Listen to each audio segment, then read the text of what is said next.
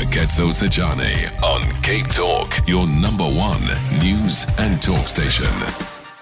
Ocean View has been making headlines for being the most gang-infested community in the Cape Flats, with drugs, robbery, muggings and killings terrorizing the community daily. There are regular echoes of gunshots in Ocean View, which left residents scared to leave their homes and children too scared to play outside. And I did mention at the beginning of the show that we regularly receive WhatsApp messages from those who are in Ocean View saying, why is it that we cannot have somebody step in and deal with what has become an untenable situation? Govan Whittles is a dear friend and reporter at Mail&Guardian, and he went to go and find out exactly what is going on there. He joins us on the line. Brother, I hope you're good, man. Thank you for agreeing to speak to us. Good evening. Good evening, Koketso. Yeah, it's really good to speak to you again. I have been following your tweets from Ocean View, and of course the piece published in the Mail&Guardian. Govan, I remember that you moved to Cape Town a couple of months back. I hope you've settled in. It seems at least that you have settled in. Yeah, I have.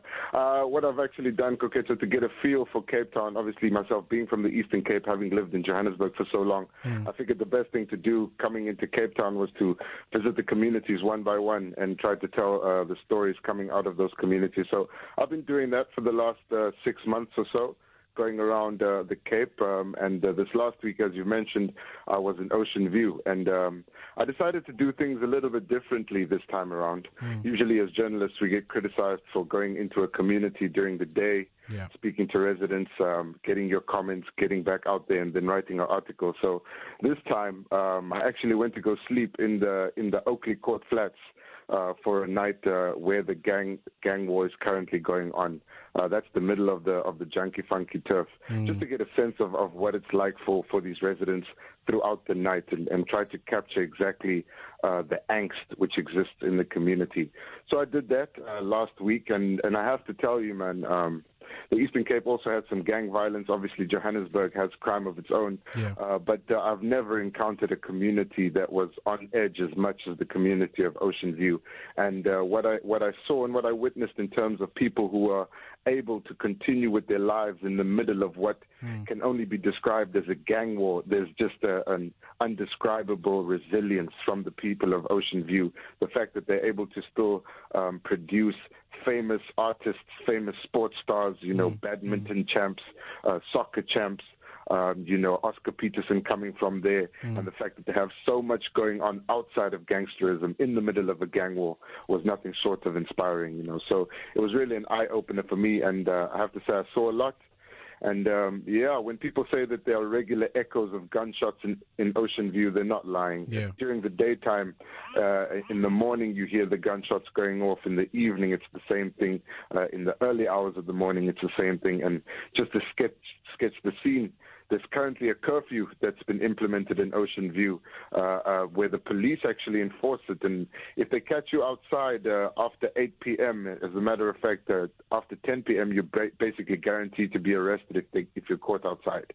So that's what the people in Ocean View are currently living through. It sounds like modern-day state of emergency there that we're not identifying as such. But I want to park things a little bit before we come back to what you discovered, Govan, because one of the things that I appreciate about your tweets and what you've done is that you've also gone and found the history of Ocean View, how Ocean View actually came about, and which in a lot of ways we cannot separate from what Ocean View is today. Yeah, that's right. And in many ways, the history of Ocean View has led to the current violence which exists in Ocean View. As you said, I took a bit of time to go and see how the community actually established itself. And for some background, the community of Ocean View is basically a mix of the colored community that was forcefully removed from Simonstown, Noordhoek, and Fishhoek. And what you had during the forced removals is communities in Noordhoek and Simonstown, which rarely connected, were forced to suddenly share a block of flats. Yeah. Same for the communities in Fishhook. And right now, people may think that the colored people have lost that sense of history, but I actually found entire seniors clubs where you would find the youngest member of the club is above 50 years old. And these are people who can still remember life in Simonstown, who can remember life in Fishhook. I actually spoke to one elderly lady whose father was the first ever tailor in Simonstown, who had a house right on the beachfront, and she remembers a peaceful life and a life where there was virtually safety all day round and all night round it. And for them to currently be confined to their homes most of the times, it's really been a shock to them, and the fact that they're not giving up on trying to preserve that history, and to make sure that the younger generation know about it is also inspiring. But just for more background, so the people in Simonstown and the people in Noordhoek and Fishhook, when they first arrived in Ocean View in the 1950s to the 1960s, what they found is that because the community of slaves and brown people from Noordhoek were predominantly Low Dutch-speaking people who were speaking the first Afrikaans, they started to mix with the descendants of the slaves and the brown people from Simonstown, who were mostly English-speaking, who had been colonized by British settlers, so to speak. So when they started mixing for the first time, there was tension. And because of that, some violence occurred. But what we have also seen is that the people who were moved to Ocean View, their families were also separated. So where you would have a family which had stayed on the Simonstown promenade, basically, in a big house with enough space for the entire family, they would be moved to the flats, and the mother would be staying in one of the flats 200 meters away, and the father would be staying there with the children, or the other way around. So not only did the forced removals rob the people of their homes, it also broke their families. And the result of that is still evident today. And on that, in terms of what you have found today, Govan, I mean, the breaking down of families and also people finding themselves away, which is a common story around forced removals. We were living in a particular area. We had access to work. Our economy was at least better than what it ended up being upon our being moved, and how that also, besides impact on the family dynamics, is also impacted on the economic future of families.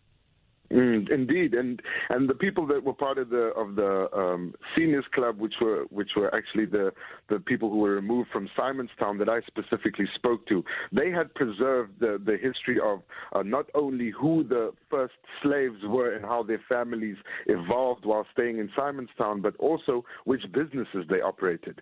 So I spoke to another elderly lady whose father had exclusive rights to go out and fish in Simonstown, and I spoke to a number of elderly ladies who were part of the club who could recall every day after school they would go to the jetty and catch fish and take it back to their parents' house, and their parents would sell that to the settlers who were employed by the different colonial companies which had settled on the shores of Simonstown. So I think Mr.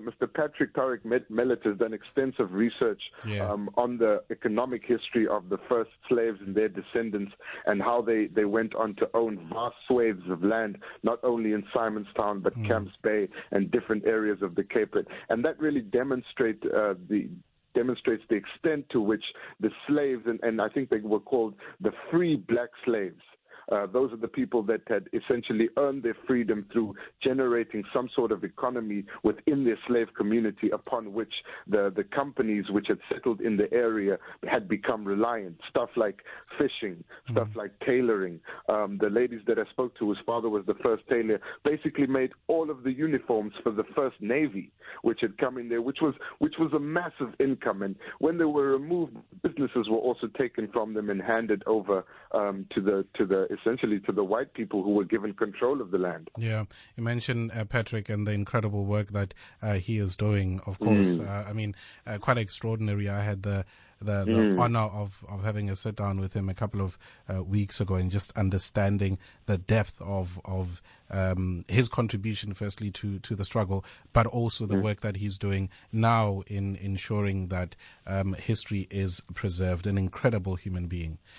Govan, then, I mean, history is there, and we can see the connection and the links. And then there is how, because of all that, it has translated into the reality of Ocean View today. Are you able to draw that bridge between the history and the now?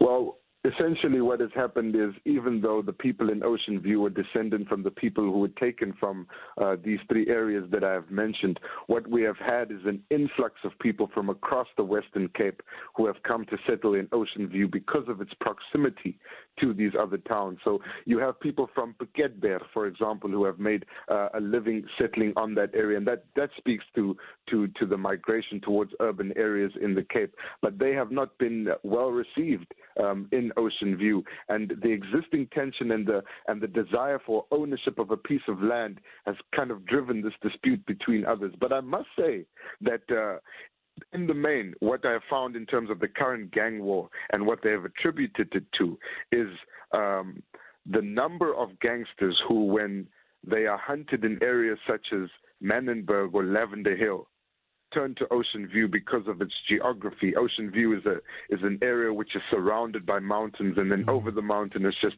about another 30 minutes until you get to the beach. But essentially, that area is in a valley of its own.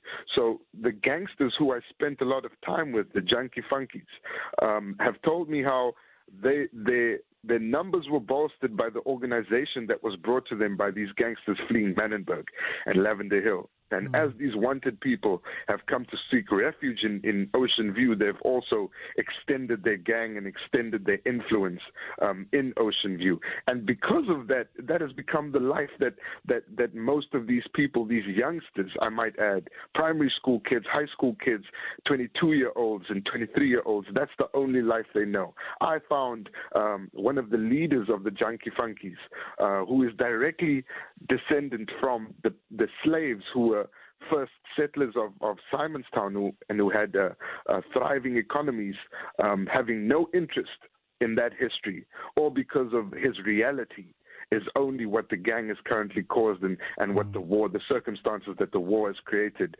in the small town. It's a case of suffering in silence.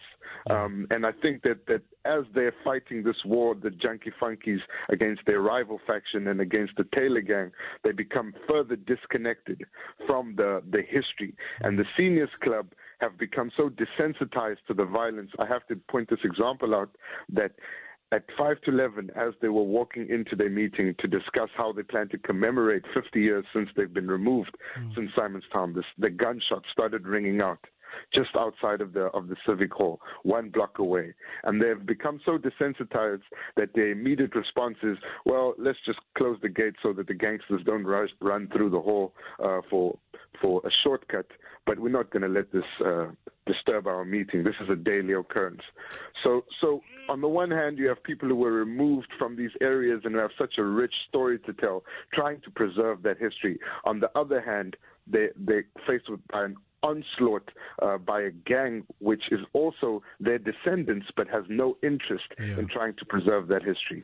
You mentioned, I mean, in your article also, you refer to the conversations that you've had in sitting with these gangsters. I mean, how did you gain access? Because it's not easy, Govan, for somebody from outside to come in and be allowed into that type of circle. I mean, you're talking to Trane, who's the JFK leader. Access, how did you do it? Well, I'll just sketch the intro to how we arrived in Ocean View, and this was is all down to good planning, because what I did is we reached out to one of the people that lives in the block of flats, which commands the respect of most of the people there, and he's been living there for over 30 years. And the gangsters themselves know him as well. And I asked him if I could sleep at his spot.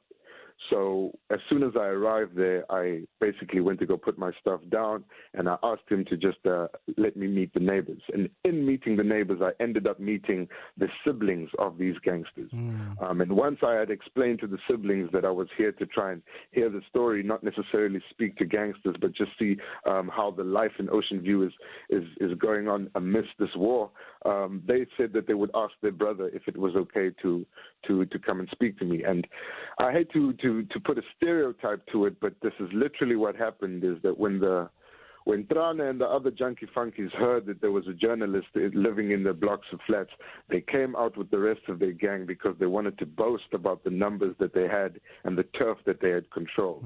And some of the first things that they were telling me were about how they kept the other enemies at bay through the different operations that they ran, but also how there was a shooting happening, trying to basically show up a bit of sympathy for how they were being attacked, but at the same time boasting about the revenge attacks that they were carrying out.